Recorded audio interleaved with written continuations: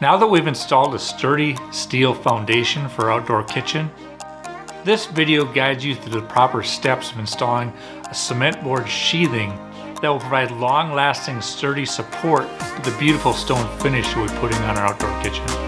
You want to get this right so your kitchen looks beautiful for years to come.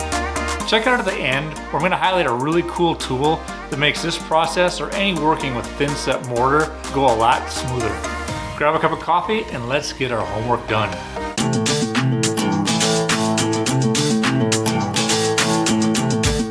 Okay, now we're ready to get this cement board going. We're going to end up cutting it with a circular saw with a carbide blade. Most important thing to start out with is make sure we have our safety glasses and something to protect our lungs. This is going to create a lot of dust.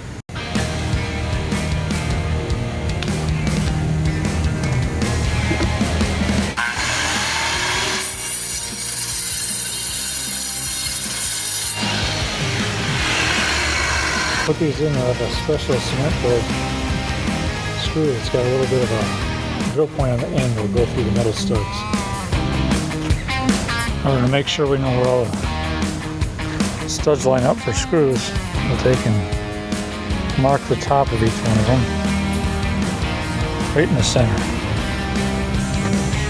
Now I've put down a loose painter's tape so we're able to transfer the lines for the screws to go.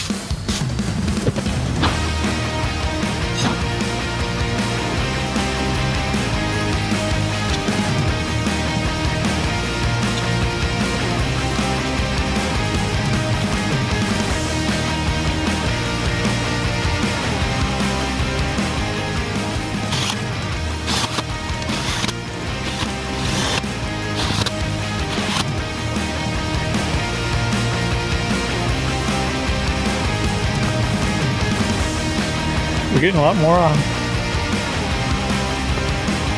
We're down to one more 3-foot chunk here, and then we'll have a little skinny one here.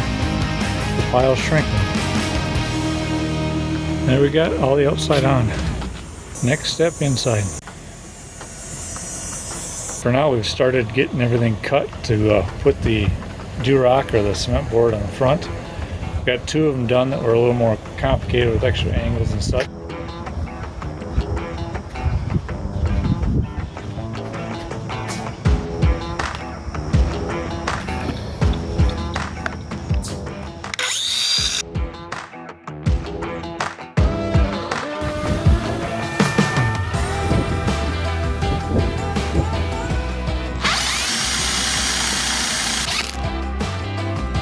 Next step of the process is we need to tape all of the joint lines between the Durock.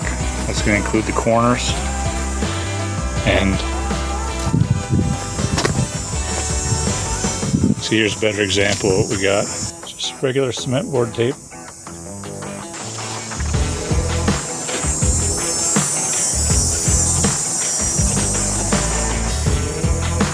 That's all it takes for one piece.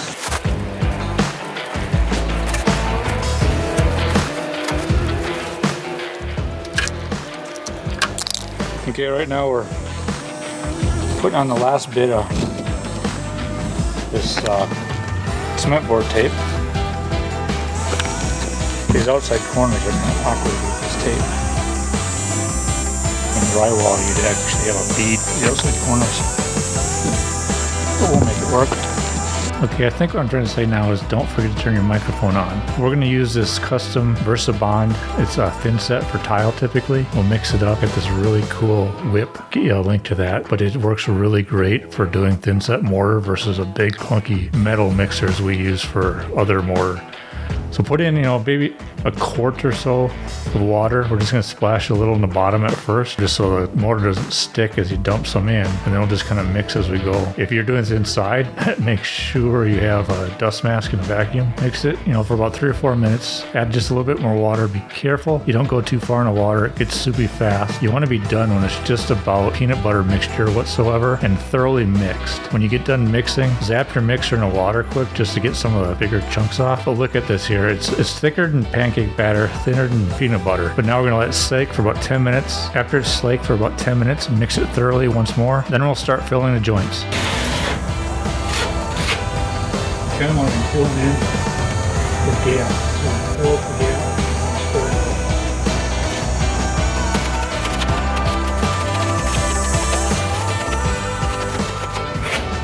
One down.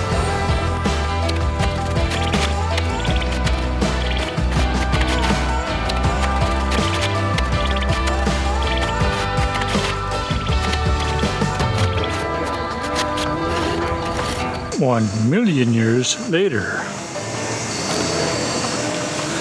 Well, we got it all mudded.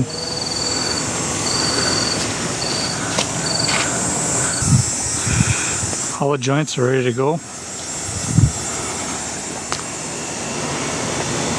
Now it's off to clean up.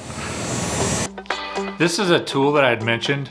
It's made by Hyde Tools. It's called a stir whip. And it truly is one of the best mixing paddles I've ever used for thinset mortar or ever kind of either thin. It's actually made for paint, but that or even thinner viscosity type mortars.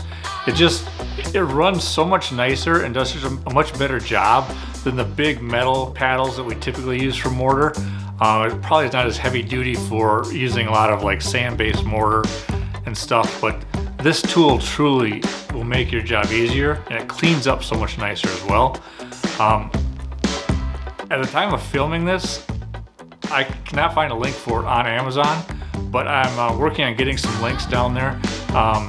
They may or may not be sponsored, but you truly need to take a look at one of these tools. Well, thanks. The next videos in the series, we're going to go through actually installing a beautiful concrete countertop. We're going to put the stone on the side. We're going to custom pour some caps to go across the backsplash. So hang in there. I can't wait to get back to you next time.